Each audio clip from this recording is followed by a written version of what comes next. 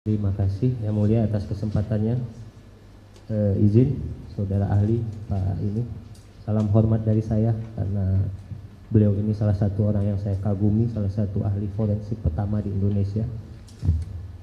Tapi berkaitan dengan kasus ini saya mungkin ingin menanyakan beberapa hal, Pak, dan mungkin mohon izin juga nanti untuk dibatasi sesuai dengan koridor keahlian yang Bapak miliki.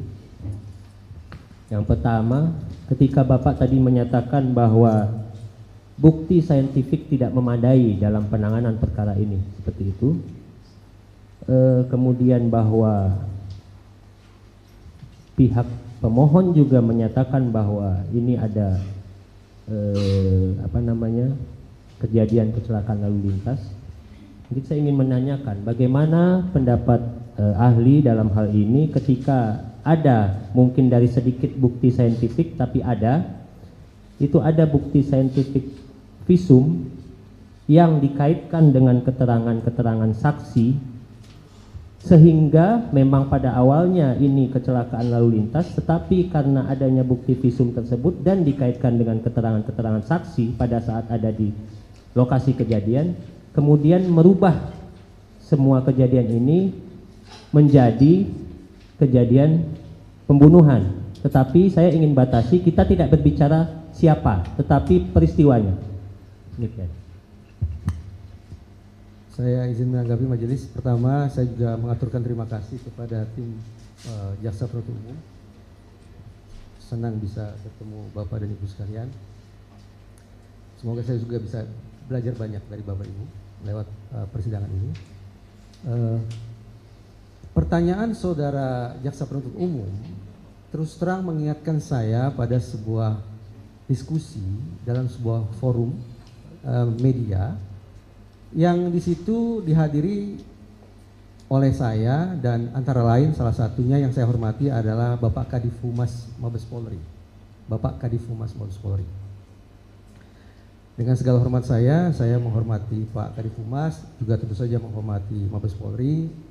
Saya ingat beliau menggunakan kosakata pembunuhan sebagai sebuah simpulan tentang peristiwa Cirebon 2016, pembunuhan.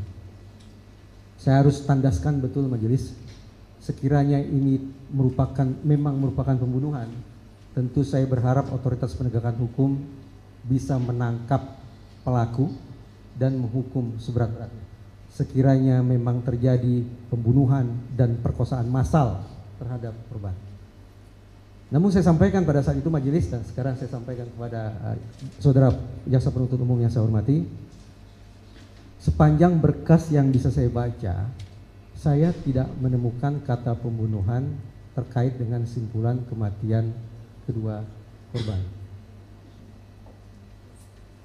Tentang isi visum et repertum, rinciannya itu bukan berada di khazanah psikologi forensik. Karena itu saya hanya berfokus pada istilah kematian tidak wajar. Yang saya baca majelis di dalam berkas, istilah yang digunakan oleh dokter adalah kematian tidak wajar. Saya sampaikan bahwa termasuk dalam kajian psikologi forensik, kematian manusia bisa disebabkan oleh 4 hal. NASH, izin majelis saya eja kembali apabila dibutuhkan majelis. NASH. Ini saya sedang mencoba menyampaikan kepada majelis tentang penyebab kematian manusia. N, natural. Artinya seseorang meninggal akibat penyebab alami. Misalnya sakit keras yang tak kunjung bisa diobati, atau usia lansia gitu. Itu contoh kematian akibat N, natural. Kematian akibat faktor natural ini yang saya pahami sebagai kematian yang wajar majelis.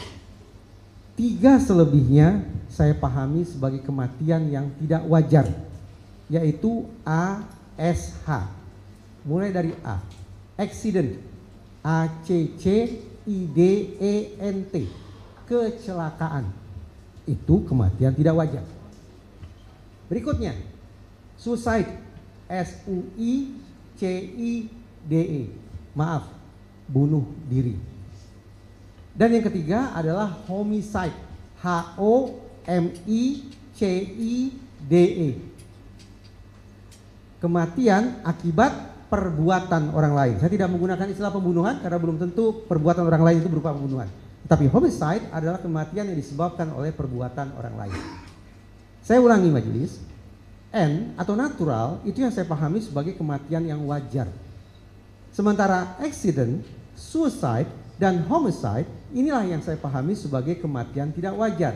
Saya sampaikan di hadapan yang saya hormati Pak Kadif Humas Mabes Polri, dan sekarang saya sampaikan kepada saudara Jaksa Penuntut Umum, sepanjang yang bisa saya baca di dalam berkas adalah kematian tidak wajar. Namun kematian tidak wajar itu apakah serta-merta bisa disimpulkan sebagai pembunuhan? Belum tentu majelis. Karena sekali lagi yang saya pahami ada 3 jenis kematian tidak wajar, yaitu kematian akibat kecelakaan, kematian akibat bunuh diri, dan kematian akibat orang lain. Sampai di situ saya simpulkan dalam bentuk pertanyaan majelis, bahwa kasus atau peristiwa Cirebon 2016 ini pembunuhan atau bukan pembunuhan. Sampai di sini. Jadi saya tidak berpretensi mengatakan bahwa peristiwa 2016 adalah kecelakaan. Sebagaimana saya juga tidak menyimpulkan bahwa ini merupakan bunuh diri, pun saya tidak pernah menyimpulkan bahwa ini merupakan pembunuhan. Saya bertanya, kematian tidak wajar itu apakah merupakan pembunuhan? Bukan pembunuhan. Apakah akibat perbuatan orang lain? Apakah bunuh diri? Atau apakah akibat kecelakaan? Demikian saudara. Mudah-mudahan bisa dipahami. Mungkin melanjutkan sedikit Pak. Nah tadi sudah disampaikan seperti itu, penyebabnya kematian tidak wajar ada 3. Nah saya ingin menanyakan lebih lanjut, bagaimana terkait 3 penyebab kematian ini, yang penyebab kematian tidak wajar, apabila kemudian dikaitkan dengan adanya saksi yang menemukan kondisi atau pertama kali menemukan bahwa keadaan itu bukanlah dalam artian secara umum bukan merupakan bentuk kecelakaan seperti itu. Baik majelis. Urut-urutan berpikir saya majelis adalah, saya mencoba konsekuen dengan apa yang saya sampaikan sejak awal persidangan ini. Saya akan mengandalkan pada bukti saintifik dari disiplin ilmu apapun, entah itu psikologi, entah itu kedokteran, apapun disiplin ilmu yang bisa memberikan kontribusi saintifiknya bagi pengungkapan sebuah kasus. Saya tidak memiliki kompetensi yang saya maksud bukan kewenangan tapi kecakapan untuk menilai hasil pemeriksaan dokter. Oleh karena itu saya tetap hanya pada sebuah pertanyaan, apakah ini kematian tidak wajar bisa dianggap sebagai akibat kecelakaan, ataukah bunuh diri, ataukah akibat perbuatan orang lain. Untuk langkah berikutnya adalah saya mencoba mencermati keterangan para saksi. Mudah-mudahan majelis tetap ingat bahwa posisi saya pada dasarnya adalah skeptis terhadap yang namanya keterangan. Begitu majelis. Nah, dari satu keterangan ke keterangan lain, apalagi tambah adanya penangkapan terhadap Peggy Setiawan dan kemudian juga pencabutan keterangan yang dilakukan oleh Liga Akbar dan Dede, tambah lagi testimoni dari anak Sakatatal, dan ini catatan yang menurut saya landmark bahwa Kapolri sekali lagi sudah menyampaikan menurut saya sebuah testimoni bahwa sekaligus satu kritik bahwa kerja Polda Jabar pada tahun 2016 dalam mengungkap kasus Cirebon tidak memadai secara saintifik. Ini yang menjadi dasar bagi saya dengan segala hormat sanksi terhadap kualitas keterangan para saksi yang ada di dalam berkas tersebut. Ini pandangan umum saya. Ketika saya skeptis terhadap kualitas keterangan para saksi plus pencabutan dan seterusnya yang tadi saya sampaikan, sayang beribu sayang, pada saat yang sama di berkas yang sama saya tidak menemukan adanya bukti-bukti saintifik yang mendukung saya dari perspektif psikologis untuk sampai pada sebuah simpulan mutlak tentang apakah ini bunuh diri ataukah kecelakaan, ataukah akibat perbuatan orang lain. Inilah sekali lagi yang ingin saya katakan majelis, ringkasnya sebuah proses penegakan hukum, pengungkapan kasus yang terindikasi paling tidak demikian terlalu mengandalkan pada keterangan dan menomor sekiankan bukti saintifik.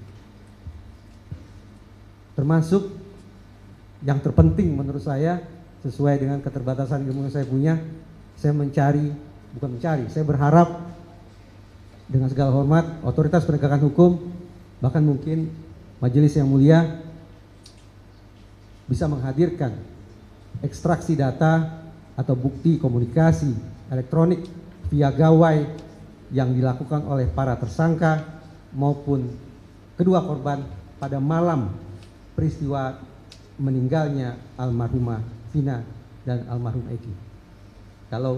Kalau bukti komunikasi rinci itu ada, siapa dengan siapa, tentang apa, pada jam, menit, detik keberapa itu tersedia, mudah-mudahan kontribusi psikologi forensik akan lebih signifikan. Terlepas siapapun ahli yang dihadirkan di ruang yang mulia ini. Demikian. Baik, terima kasih. Saya lanjutkan, yang terhormat ahli. Saya cukup menyimak atas keterangan dan pendapat ahli yang menurut saya memang perlu dibuka hati dan pikiran bersama-sama untuk penegakan hukum yang lebih baik. Sehingga izinkan saya, perkenankan saya untuk mengetahui supaya teman-teman atau saya bisa menjadi psikologi forensik, saya harus bersekolah di mana, kemudian sertifikasi apa yang harus saya miliki. Izin, boleh saya tanyakan? Baik.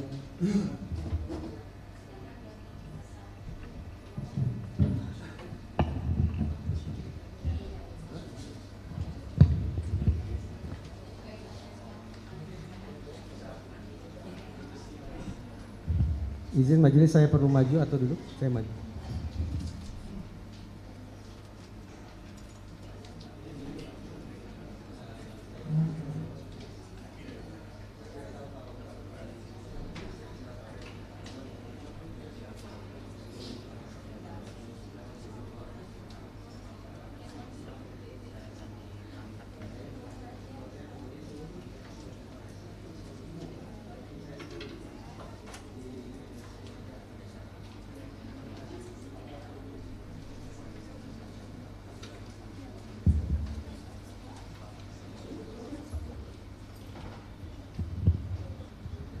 Baik, terima kasih atas penjelasan tersebut. Berarti secara internasional harus menempuh jenjang S2.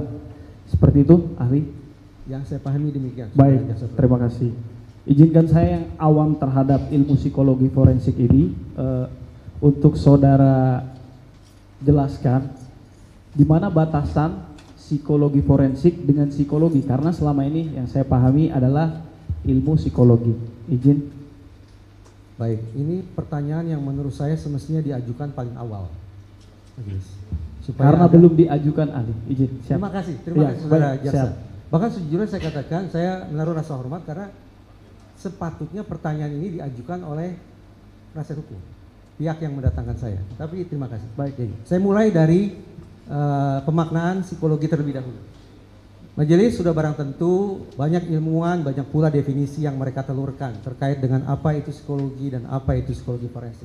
Tetapi saya mengacu pada definisi bahwa psikologi adalah ilmu yang mempelajari tentang tingkah laku dan proses mental manusia. Memang dalam penelitian psikologi juga ada mazhab tertentu yang menggunakan binatang. Belajar tentang perilaku dan proses mental kera, belajar tentang perilaku dan proses mental burung, belajar tentang tingkah laku dan proses mental anjing, tikus, kucing dan segala macam. Tapi simpulan yang mereka peroleh digunakan untuk memahami perilaku dan proses mental manusia. Ya, ini mengundang perdebatan etis memang. Kenapa yang diteliti binatang tapi diterapkan untuk manusia gitu. Tapi yang jelas sekali lagi yang dipelajari adalah manusia.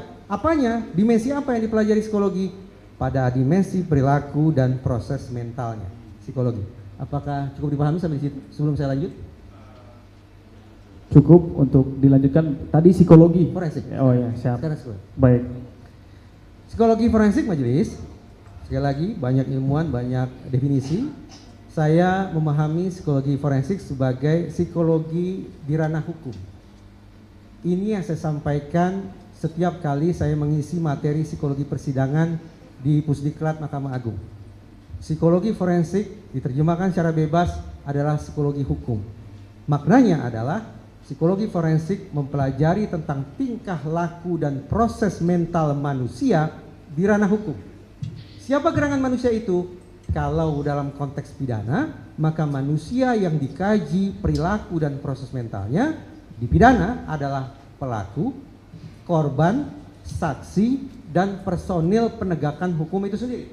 Baik itu polisi, baik itu jaksa, baik itu yang mulia hakim, baik itu advokat. Nah, psikologi forensik alias psikologi hukum ini tidak berada pada posisi setara. Antara psikologi dan hukum tidak berada pada posisi setara.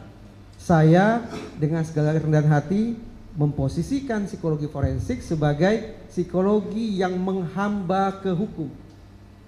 Psikologi yang mendukung kerja hukum. Psikologi yang menjadi supporting unit, yang menjadi backup system bagi hukum.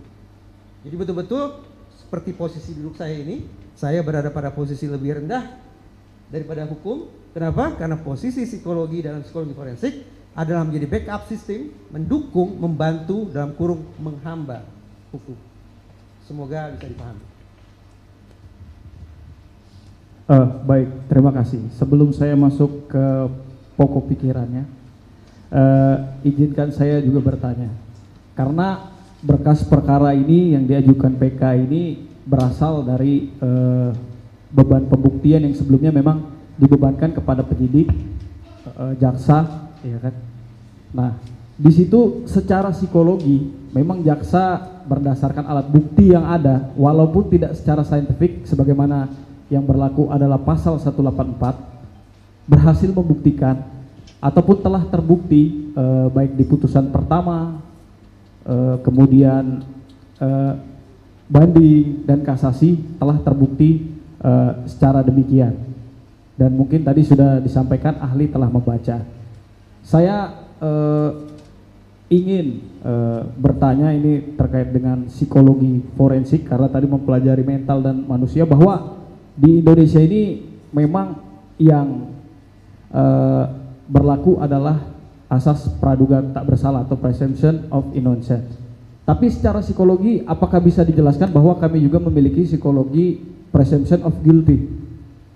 Walaupun itu sebenarnya di dalam undang-undang tidak disebutkan, tetapi secara psikologi forensik kami memang sebagaimana masyarakat mempercayakan hukum kepada negara, kami wajib menjalankan hal tersebut. Untuk bisa saudara sampaikan secara psikologi forensik. Sebelum saya memberikan jawaban majelis, saya mohon izin pengertian dan pemakluman dari majelis bahwa hal berikut ini yang akan saya sampaikan adalah persis dengan yang saya sampaikan di Pusdiklat Mahkamah Agung dalam pendidikan Cakim. Begini majelis, tetap dengan menjunjung rasa hormat terhadap hukum dan otoritas penegakan hukum, termasuk otoritas Mahkamah Agung, saya mengajak peserta pendidikan untuk berdiskusi tentang seberapa jauh sesungguhnya psikologi teryakinkan oleh asumsi bahwa personil penegakan hukum termasuk hakim masuk ke dalam ruang sidang dengan 100% asumsi praduga tak bersalah. Demikian ya kurang lebih. Majelis, sekali lagi tetap dengan junjung rasa hormat, saya dengan latar keilmuan yang saya punya jelas punya keterbatasan, tidak sungguh-sungguh teryakinkan oleh asumsi itu. Mengapa? Karena yang saya pahami majelis, tolong saya dikoreksi sekiranya saya keliru. Ketika majelis masuk ke ruang sidang atau ketika persidangan ini mulai berlangsung, berkas pertama yang dibuka adalah berkas dari satu pihak, yaitu berkas yang disodorkan oleh jaksa penuntut umum. Tebal, ada bukti saintifik, ada keterangan, dan seterusnya, lengkap sekali, panjang, beratus-ratus halaman itu. Keberadaan berkas dari satu pihak itu saja potensial menggeser posisi persidangan ini dari bandul di tengah, yaitu asumsi praduga tak bersalah, menjadi asumsi bersalah. Karena sejak 0 km persidangan ini berlangsung, maksud saya persidangan bukan hanya ini majelis, tapi secara umum, ketika persidangan itu berlangsung, sejak awal, sejak 0 km, proses framing, proses terbentuknya pemikiran di dalam ruang sidang ini adalah pemikiran sebagaimana dikonstruksikan oleh jaksa penuntut umum. Itu artinya, alih-alih berada pada posisi netral asumsi praduga tak bersalah, secara manusiawi, dari sudut pandang psikologi forensik, saya lebih teryakinkan bahwa bandul itu berada di satu sisi, yaitu sisi jaksa penuntut umum. Dengan demikian,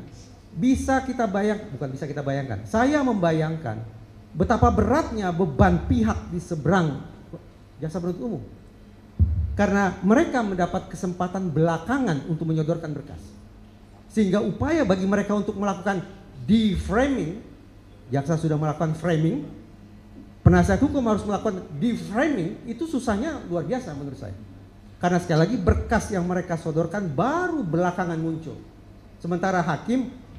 Sementara ruang sidang ini bandulnya sudah tidak lagi berada di titik nol, tidak lagi berada pada titik netral, tidak lagi berada pada asumsi praduga tak bersalah, tapi dengan framing dari jaksa penuntut umum sudah berada di kutub asumsi praduga bersalah. Barangkali dengan segala kendaraan hati majelis, apa yang saya sampaikan ini terdengar tidak begitu menyenangkan. Oleh karena itu saya tetap meminta maaf sekiranya perspektif saya ini dipandang merendahkan atau dipandang berlebihan. Tapi sejujurnya itulah salah satu poin diskusi yang saya sampaikan ketika saya menyampaikan materi tentang psikologi persidangan di Puspita, Mahkamah Agung. Baik, terima kasih. Kemudian atas hal tersebut saya akan masuk ke pokok perkara. Dalam psikologi forensik, ilmu keilmuan psikologi forensik,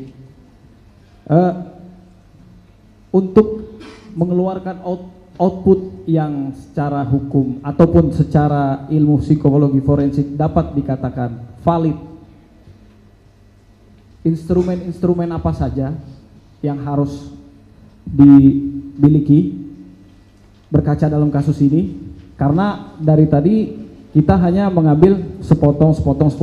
Nah, maksud saya secara valid, seorang psikologi forensik ketika memberikan keterangan yang valid, dia itu membutuhkan apa? Misalnya kami sajikan berkas perkara, alat-alat bukti atau apa hal tersebut sehingga itu bisa dikatakan valid, dan metodologi apa yang bisa digunakan seorang psikologi forensik sehingga itu dapat dikatakan sebuah produk yang valid dan legit. Itu pertanyaan saya. Baik. Sebetulnya tadi sudah sempat saya sampaikan majelis, saya berada pada posisi skeptis pada keterangan. Oleh karena itu saya sangat mengandalkan pada bukti-bukti lainnya, terutama bukti-bukti yang telah teruji secara saintifik. Kalau bukti-bukti saintifik itu tersedia secara memadai, barulah kemungkinan posisi saya, penilaian saya terhadap keterangan akan bergeser.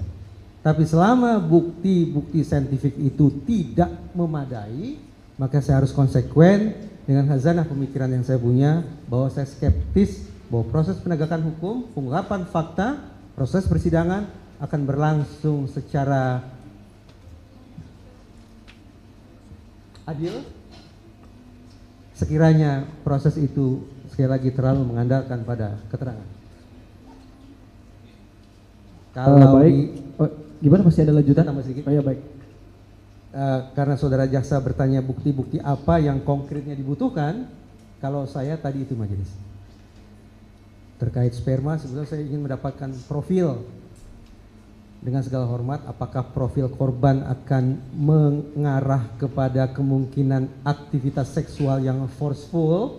Saudara jaksa coba disimak dulu. Simak dulu. Pertama, terkait dengan sperma, saya tidak membutuhkan spermanya karena itu urusan kedokteran forensik, tapi saya sesungguhnya membutuhkan profil kedua korban sekiranya tersedia akan mengarahkan kita pada kemungkinan aktivitas seksual yang forceful ataukah aktivitas seksual yang konsensual. Satu. Yang kedua, sama, untuk membaca perilaku dan proses mental, saya membutuhkan adanya bukti rinci komunikasi elektronik atau bukti ekstraksi data rinci-rincinya tentang siapa, dengan siapa, berkaitan tentang apa, jam, menit, detik berapa. Untuk apa? Begini majelis, tadi saya belum sempat elaborasi kenapa saya sangat membutuhkan bukti ini. Majelis, yang saya pahami, kasus Cirebon 2016 itu disebut sebagai kasus pembunuhan berencana. Kalau itu merupakan pembunuhan berencana, saya yakin betul, apalagi karena dilakukan secara berkelompok, saya yakin betul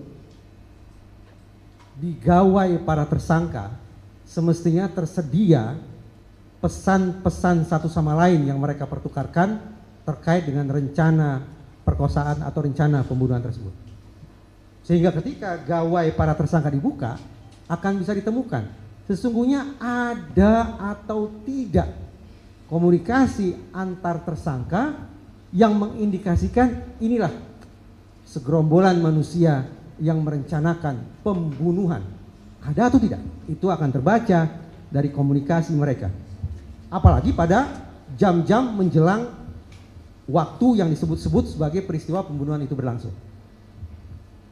Bukti komunikasi elektronik serupa dengan serinci-rincinya juga saya butuhkan datang dari gawai kedua korban. Untuk apa? Untuk menangkap indikasi. Apakah pada malam itu mereka merasakan ketakutan, kecemasan, kepanikan, mencari bantuan, mencari pertolongan, dan seterusnya, yang mengindikasikan bahwa mereka memang menjadi target penganiayaan, pembunuhan, dan perkosaan itu. Adakah pihak-pihak yang mereka coba hubungi untuk mencari pertolongan itu? Nah, ini majelis, sekiranya bukti komunikasi elektronik dua pihak tersebut, yaitu para tersangka dan kedua korban, diungkap atau dibawa ke ruang yang mulia ini, mudah-mudahan arah kita untuk menarik simpulan tentang peristiwa Cirebon 2016 akan lebih terukur, akan lebih bisa dipertanggungjawabkan ketimbang semata mengandalkan pada keterangan. Demikian. Baik, terima kasih. Saya juga akan melanjutkan lagi pertanyaan saya. Tadi juga dijelaskan terkait dengan 3 keterangan palsu yang diberikan, ya. Kalau saya sependek sepengetahuan yang saya terima tadi, itu voluntary false confession, coerce, dan internalized. Dan saudara ahli tadi menyampaikan dari pandangan bahwa ini karena penyiksaan, karena ini sehingga keterangan palsu bisa diberikan. Sekarang saya akan bertanya seperti ini. Apakah atas keterangan Saka Tatal yang sebelumnya telah terbukti di dalam persidangan di PN, PT, ya, PT maupun Mahkamah Agung, karena adanya pihak-pihak lain berdasarkan teori saudara tadi, dia bisa merubah keterangannya yang awalnya dia menyatakan memang ikut dalam atau bersama-sama, yang terbukti ikut bersama-sama melakukan pembunuhan berencana, sekalipun gradasinya memang sudah ditentukan sebagaimana putusan, itu bisa berubah menggunakan teori saudara tadi karena adanya tekanan-tekanan atau bisikan-bisikan dari luar, seperti itu. Yang mulia, izin yang mulia, ini tempat yang mulia, tidak perlu seperti itu yang mulia. Izin. Yang mulia,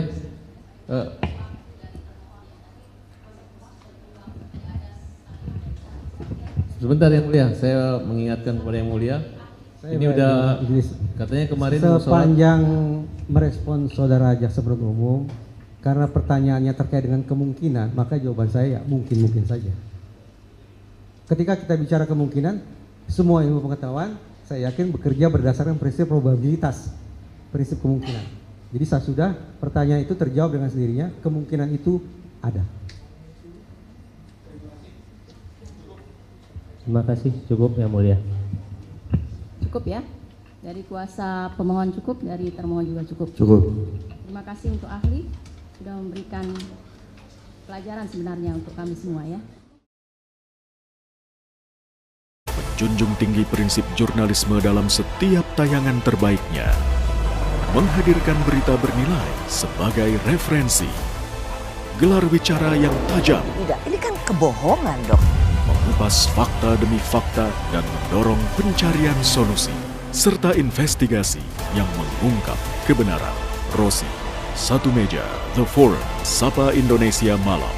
Nilu, ikuti semuanya bersama Kompas TV.